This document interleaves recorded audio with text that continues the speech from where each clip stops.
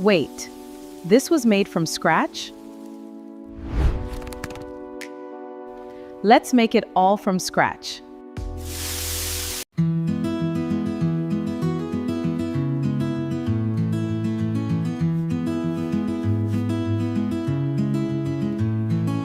Place your dough in a bowl. Look at that perfect rise.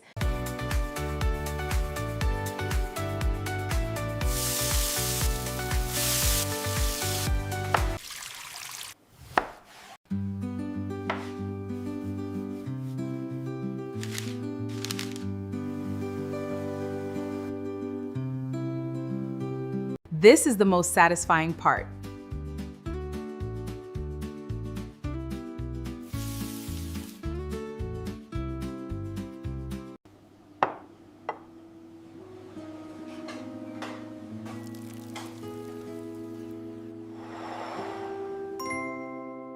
For more easy homemade recipes. Comment burger if you want more recipes like this.